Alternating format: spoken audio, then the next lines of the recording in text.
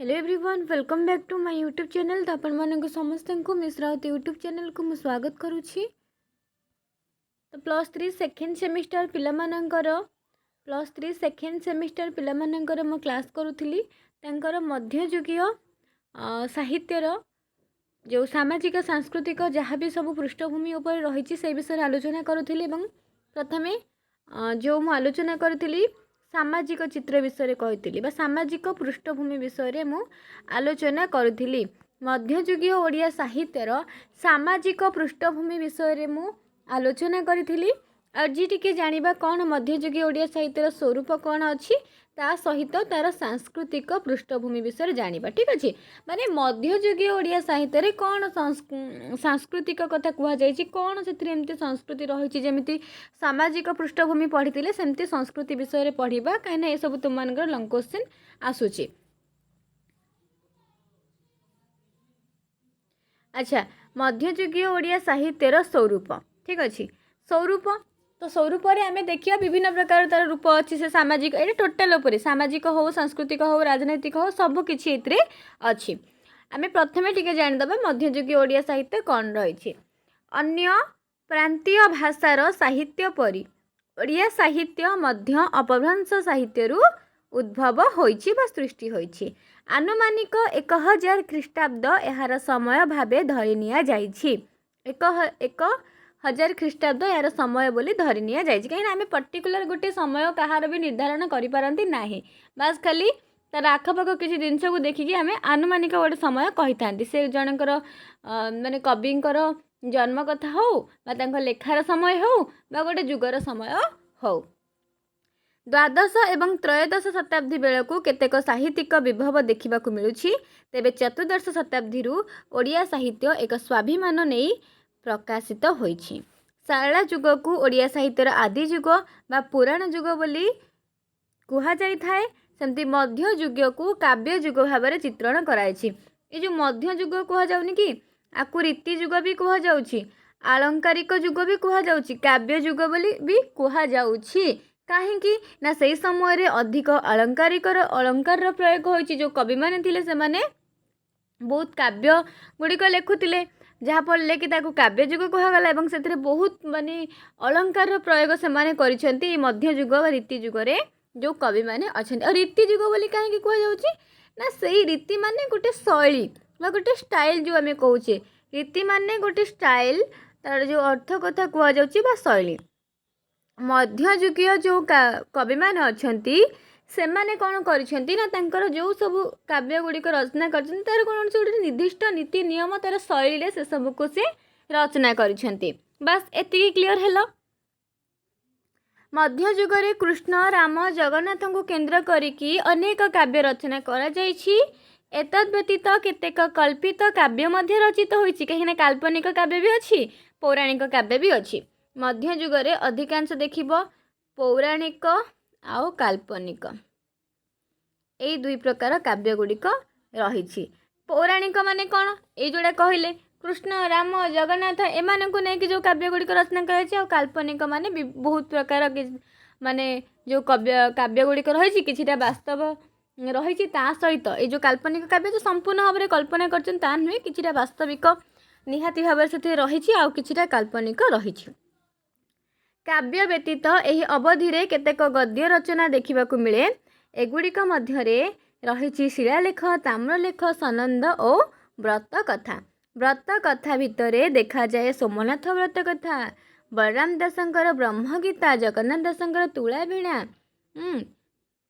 जोड़ा कि अच्छी 3 भाग पद्य गोटे भाग गद्य वासुदेव मिश्रंकर गीत गोविंदर गद्यानुवाद 17श शताब्दी हितोपदेश पंचतंत्र गद्यानुवाद माने केवल जे काव्य से जुगरे ही आम देखा पाचे ता नुहे काव्य सहित किछिटा गद्य रचना अच्छी बोली कहा जाउछि। तेबे मध्ययुगीय ओडिया साहित्यर विशिष्ट गद्यकृति होउछि मादळ पांजी चैनी चकड़ा बसाण नारायण नंद अबद्ध स्वामी रुद्र सुधानिधि एवं ब्रजेनाथ बड़जेना चतुर विनोद ये मध्य बहुत इम्पोर्टेंट। ओके तापर आसीगला मध्ययुगीय साहित्यर पद्य जेपरी प्रधान स्थान ग्रहण करिछि ठीक सेहीपरि कौन है गद्य सेहीपरि सम्मानजनक स्थान ନଥିଲା। କାହିଁକି ନା ସେଇ ଯୁଗରେ ସେଇ ସମୟରେ ଯେଉଁ କବିମାନେ ଥିଲେ ସେମାନେ ଅଧିକ ପଦ୍ୟକୁ ପ୍ରାଧାନ୍ୟ ଦେଉଥିଲେ, ବେଶୀ କାବ୍ୟ ଲେଖୁଥିଲେ। ତ କାବ୍ୟ ଗୁଡ଼ାକ କ'ଣ ସବୁ ପଦ୍ୟ ଶୈଳୀ ହିଁ ରହିଛି, ତ ଗଦ୍ୟକୁ ଏତେ ପ୍ରାଧାନ୍ୟ ସେଇ ସମୟରେ ମିଳୁନଥିଲା। ଜନସାଧାରଣଙ୍କର ସାକ୍ଷରତା ଓ ବିଦ୍ୟାଚର୍ଚ୍ଚାର ଅଭାବ ହେତୁ ସାହିତ୍ୟ ଥିଲା ଆବୃତ୍ତି ପ୍ରଧାନ। ମୁଦ୍ରାଣ ଯନ୍ତ୍ର ନଥିବାରୁ ଗ୍ରନ୍ଥର ପ୍ରସାର ଓ ପ୍ରଚାର ଶ୍ରୁତି ଓ ସ୍ମୃତି ଉପରେ ନିର୍ଭର କରୁଥିଲା। ଯେହେତୁ ସେ ସମୟରେ ଏତେ କିଛି ଉନ୍ନତ ନଥିଲା, ଭାରତୀୟ ସାହିତ୍ୟର ଏହି ପାଣିପାଗ ଉପରେ ଆଲୋକପାତ କରି ସୁରେନ୍ଦ୍ର ମହାନ୍ତି କହିଛନ୍ତି, ସାକ୍ଷରତାର ପ୍ରସାର ସହିତ ଗଦ୍ୟ ରୀତିର ପ୍ରସାର ଜଡ଼ିତ। ମାତ୍ର ୟୁରୋପୀୟ ମଧ୍ୟଯୁଗ ପରି ଭାରତୀୟ ଭାଷା ସାହିତ୍ୟର ମଧ୍ୟଯୁଗରେ ସାକ୍ଷରତା ପ୍ରସାର ଓ ପରିସର ସୀମିତ ଥିଲା। ଧୀରେ ଧୀରେ ଯେ କାବ୍ୟ ସେହି ସମୟରେ ଅଧିକ ରଚନା କରାହେଉଥିଲା, ଗଦ୍ୟକୁ ଏତେ ପ୍ରାଧାନ୍ୟ ଦିଆଯାଉଥିଲା ତା ନୁହେଁ। ଗଦ୍ୟ ମଧ୍ୟ ଧୀରେ ଧୀରେ ଧୀରେ ଧୀରେ କ'ଣ ହେଇଛି ନା ଗଦ୍ୟକୁ ବି ପ୍ରାଧାନ୍ୟ ଦିଆଯାଇଛି। ଏସବୁ କଥା ରହିଛି। ଏଇଟା ହେଉଛି ତୁମମାନଙ୍କର କ'ଣ ନା ମଧ୍ୟଯୁଗୀୟ ଓଡ଼ିଆ ସାହିତ୍ୟର ସ୍ୱରୂପ ହେଲା। କିଛିଟା କଥା ଆମେ ଜାଣିଗଲେ। ଏବେ ଆମ ଟପିକ୍କୁ ପଳେଇବା। ଆମ ଟପିକ୍ ହେଉଛି ଆମେ ଆଜି ପଢ଼ିବା ସାଂସ୍କୃତିକ ପୃଷ୍ଠଭୂମି ଉପରେ। ଠିକ୍ ଅଛି। ମଧ୍ୟଯୁଗୀୟ ଓଡ଼ିଆ ସାହିତ୍ୟରେ ସାଂସ୍କୃତିକ ପୃଷ୍ଠଭୂମି। ପୂର୍ବରୁ ଯେଉଁ କ୍ଲାସ୍ ହେଇଥିଲା ସେଥିରେ ମୁଁ ସାମାଜିକ ପୃଷ୍ଠଭୂମି ଉପରେ କ୍ଲାସ୍ କରିଥିଲି। ଯେଉଁମାନେ ସେ କ୍ଲାସ୍ କରିନ, ଡେସ୍କ୍ରିପ୍ସନରେ ତା'ର ଲିଙ୍କ୍ ଅଛି, ଯାଇକି ଦେଖିପାରିବ। ନଚେତ୍ ସେକେଣ୍ଡ ସେମିଷ୍ଟାରର ପ୍ଲେଲିଷ୍ଟରେ ପାଇଯିବ। ଠିକ୍ ଅଛି। ଯାହା ବି କ୍ଲାସ୍ ହେଉଛି ପ୍ଲେଲିଷ୍ଟରେ ପାଇଯିବ। ଏଇଠି ଦେଖ, ଏଇଟା ଅଛି ରୀତି ସାହିତ୍ୟରେ ସଂସ୍କୃତିର ଚିତ୍ର। ଠିକ୍ ଅଛି। ଯେଉଁଟାକି ଆମେ ପଢ଼ିବା ସାଂସ୍କୃତିକ ପୃଷ୍ଠଭୂମି, ସେଇ ରୀତି ସାହିତ୍ୟ ବା ମଧ୍ୟଯୁଗୀୟ ସାହିତ୍ୟରେ। ଠିକ୍ ଅଛି। ମଧ୍ୟଯୁଗୀୟ ସାହିତ୍ୟରେ ବା ରୀତି ସାହିତ୍ୟରେ ସଂସ୍କୃତିର ଚିତ୍ର ଆମେ ପଢ଼ିବା। କ'ଣ ସେହି ସମୟରେ ସେ ମଧ୍ୟଯୁଗୀୟ ସାହିତ୍ୟରେ କ'ଣ ସଂସ୍କୃତିର ଚିତ୍ର ଦେଖିବାକୁ ମିଳିଛି, କ'ଣ ସାଂସ୍କୃତିକ ପୃଷ୍ଠଭୂମି ଏମିତି ରହିଛି, ସେଇ ଜିନିଷ ଗୁଡ଼ିକ ଆମେ ପଢ଼ିବା। ତାକୁ ଭଲ ଭାବରେ ତୁମମାନଙ୍କୁ ଯେଉଁ ପଏଣ୍ଟ ଗୁଡ଼ିକ ସବୁ ଇମ୍ପୋର୍ଟାଣ୍ଟ ଲାଗିବ ତାକୁ ସବୁ ନୋଟ୍ କରିବ। ଓକେ। କାହିଁକିନା ତୁମମାନଙ୍କର କ୍ୱେଶ୍ଚିନ୍ ନିହାତି 5 ମାର୍କ 8 ମାର୍କର ଆସୁଛି, 1 ମାର୍କ 2 ମାର୍କର ଆସୁଛି। ତ ସେଇ ହିସାବରେ ତୁମମାନେ ତାକୁ ନୋଟ୍ କରିବ। ପଞ୍ଚସଖା ଯୁଗ ପରେ ଓଡ଼ିଆ ସାହିତ୍ୟରେ ରୀତି ଯୁଗର ଆରମ୍ଭ ହୁଏ। କାହିଁକିନା ପ୍ରଥମେ ତୁମମାନେ ସମସ୍ତେ ଜାଣିଛ ଯୁଗ ହିସାବରେ ଆମେ ସାରଳା, ପଞ୍ଚସଖା, ତାପରେ ରୀତି ଯୁଗ ବା ମଧ୍ୟଯୁଗ ଯାହାକୁ କହୁଛେ। ଓକେ। ଆ ପୂର୍ବରୁ ଅଛି ପ୍ରାକ୍ ସାରଳା, ତାପରେ ତ ଆଧୁନିକ ଆସିଯିବ। ଆଉ କ'ଣ 1 2 3 4 ତାପରେ ଆସିଗଲା ଆଧୁନିକ। ଓକେ, 5ଟା। ଓଡ଼ିଶାର ଶେଷ ସ୍ୱାଧୀନ ରାଜା ମୁକୁନ୍ଦ ଦେବ 1568ରେ ଗୋହିରୀ ଟିକିରା ଯୁଦ୍ଧରେ ନିହତ ହେଲେ। ସବୁଦିନ ପାଇଁ ଓଡ଼ିଶାର ଭାଗ୍ୟ ରବି ଅସ୍ତମିତ ହୋଇଗଲା। ସେହିଦିନଠାରୁ ପ୍ରାୟ 250 ବର୍ଷ ପର୍ଯ୍ୟନ୍ତ ଓଡ଼ିଶାର ଭୂମି ହୋଇ ଉଠିଥିଲା ଲୁଣ୍ଠନକାରୀମାନଙ୍କର କ୍ରୀଡ଼ା ଅଙ୍ଗନ। ଏକଦା ରଙ୍କ ଥିବା ଉତ୍କଳର ପାଇକ ବାହିନୀ ହୀନବଳ ହୋଇପଡ଼ିଲେ।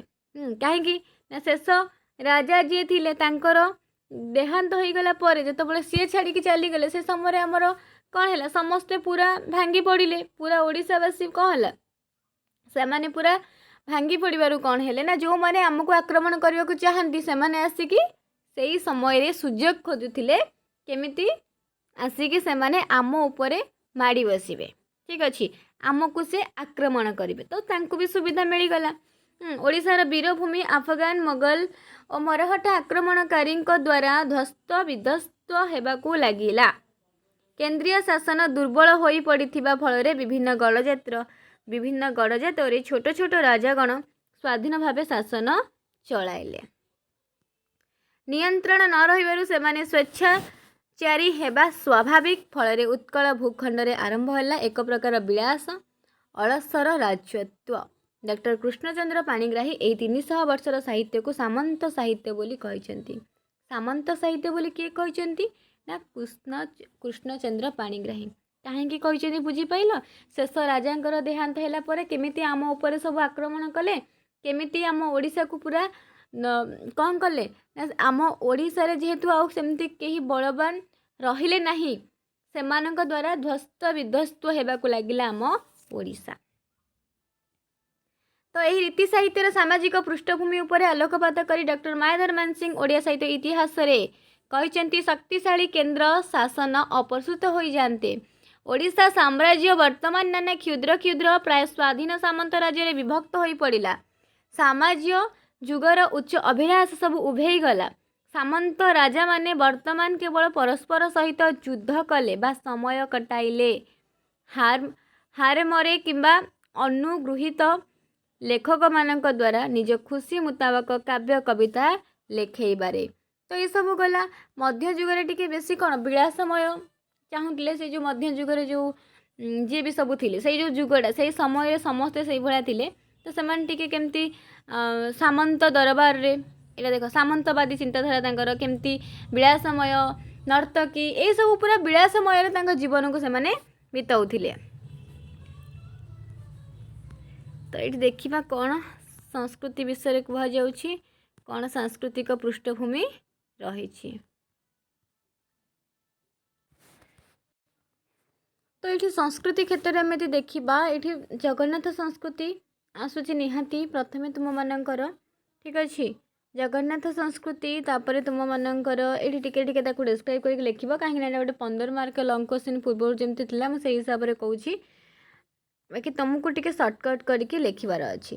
प्रथमे उपक्रम देकी रीति साहित्य विषय टिके लिखा मध्ययुग विषय टिके लिखा तापर तार सांस्कृतिक जदि सेम उपक्रम देख तुम मैंने प्रिपेयर हो पढ़ुच तो सेम उपक्रम रीति साहित्य उपर गोटे बनईदेव गोटे हाफ पारा भाया हम बा गोटे पेज हाफ हम बनईदेल तापर रीति जुगरे जदि से रीति जुग को लेकिन तुम जो कोर 4 ना कोर 4 यूनिट 1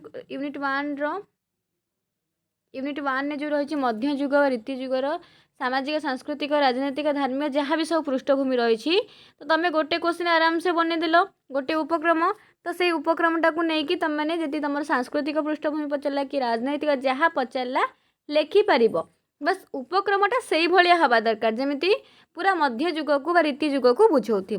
ओके तापर जदि संस्कृति कथा पचारा संस्कृति ता भितर लिखिब जदि समाज कथा पचारा समाज ता भितर लिखिब। ये जगन्नाथ संस्कृति कथा रही तुम तो जगन्नाथ संस्कृति उपर बहुत बढ़िया से समस्ते लिखिपार ये समस्त मोर आशा अच्छी। आमर प्राचीन साहित्य ठारू आरंभ करिकी आधुनिक साहित्य पर्यंत प्रत्येक क्षेत्र में जगन्नाथंकर महनीयता संपर्क में आलोचना करा जाइछि। मध्ययुगीय साहित्य रे मध्य जगन्नाथंकर भूमिका गुरुत्वपूर्ण। रीति साहित्यर श्रेष्ठ कवि उपेन्द्र भंजंकर काव्य कवितार जगन्नाथ को ही विभिन्न भाव में स्तुति कराई। तो सही मध्ययुगीय साहित्य रे मध्य जुगरे जो कवि माने थिले तांका काव्य कवितार बेसी जगन्नाथंकर ही स्तुति कराई। सी जे केवल पंचशखा जुगरे कि सारलांक जुगरे कि सैया नुहे सी सबुठी जगन्नाथंकर कथा कुहा जाए। जेकोसी काव्य कविता उठू जेकोसी कवि को आमे नेबा निहाती तांकर किए ना किए इष्ट देवा देवींकर स्मरण में स्मृति करिकी सी काव्य गुड़ी को आरंभ करथांती।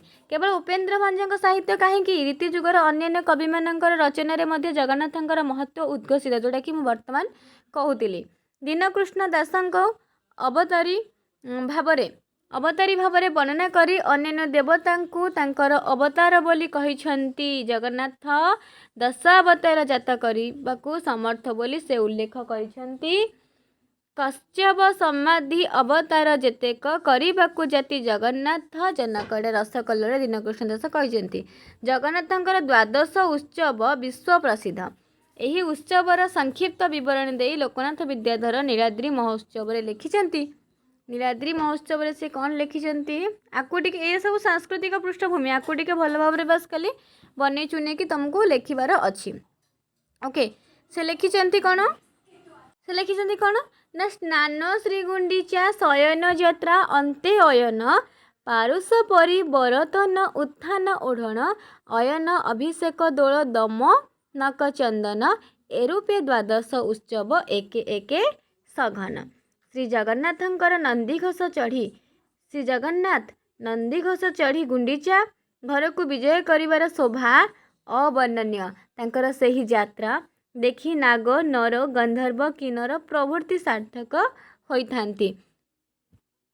तो यहीपरी तुम को टिके सांस्कृतिक जो पृष्ठभूमि रही ना से एग्जाम्पल एग्जाम्पल देकी तुम मानक लिखबार अच्छी जेहेतु संस्कृति कथा कहुच्छी ताको टिके लिखबार अच्छी ता सहित जगन्नाथ संस्कृति देख जगन्नाथ संस्कृति लेखिल कौन जगन्नाथ कौन सब जहाँ भी डिटेल्स अच्छी दी तीन जन कविंकर पंक्ति को तुम मैंने नब उदाहरण सह तापर अन्यान्य देवभक्ति राम कृष्ण जी भी हो समस्त विषय टिके लिखब आ राम को लेकिन कौ कवि तंकर कौन लेखा लिखिं पूरा एग्जाम्पल दबाक पड़ो ठीक अच्छे तम आगे पूरा थुआई उपेन्द्र भंजर वैदेही विलास से राम कथा ही कहते नहीं सेमती कृष्ण को लेकिन कौन अच्छी बहुत गुड़े कृष्ण को लेकिन काव्य कविता गुड़िक अच्छी कवि सूर्य बलदेव रथ को देख तांकर अच्छी ना नहीं किशोर चंद्रानंद चंपू बा जेकोसी पाखापाखि बहुत सारा कविंकर रही कृष्ण को लेकिन राम को लेकिन ये सब तुम मैंने उदाहरण गुड़िक दब एमती पंक्ति देकी टिके डेस्क्राइब करके लिखिदब गोटे लंग क्वेश्चन आराम से हो कि नहीं गोटे लंग क्वेश्चन देख ये कृष्ण कथा कहुई प्रथम जगन्नाथ कथा लिख संस्कृति जगन्नाथ संस्कृति तापर राम लेख कृष्ण लेख एमती हो गला तो तुम मानकर गोटे 5 मार्किया कि गोटे 8 मार्किया आराम से हो कौन बास राम कौन कृष्ण कौन जगन्नाथ कौन लेखिकी तांको विषय कौ काव्य कविता गुड़िक अच्छी ताकू टिके डिस्क्राइब करार अच्छी एतिक जिनस तुम मानू खाली लिखबार अच्छी यही कौन सांस्कृतिक पृष्ठभूमि रे ओके मध्ययुगीय ओडिया साहित्यर जो सांस्कृतिक पृष्ठभूमि अच्छी से एतिक ही लिखबार अच्छी बास एतिक लिखिदियो आराम से तुम मानकर लंग क्वेश्चन हो तो मध्ययुगीय ओडिया साहित्यर सामाजिक क्लास मु करी आज सांस्कृतिक क्लास सरीगला ठीक अच्छे जो मैंने सब व्यस्त हो सेकेंड सेमिस्टर क्लास तुम मानकर तो सेकेंड सेमिस्टर एवं जून रजपाई छुट्टी अच्छी छुट्टी खोलू खोलुआ किसी दिन पढ़े कि से इंटरनाल करेंगे तो एत व्यस्त कहीं हो आराम से जून पूर्वर तुम सबकि सरीज कहीं कोड 3 तो पाखापाखि सब सारी देछि कोड 3 मोर सरी जाइछि बाकी खाली कोर 4 रही कोर 4 रे यही मध्ययुग और चंपू चौतीसा ये सब सारीदेले सैला आ कि भी ना ठीक अच्छे आराम से पढ़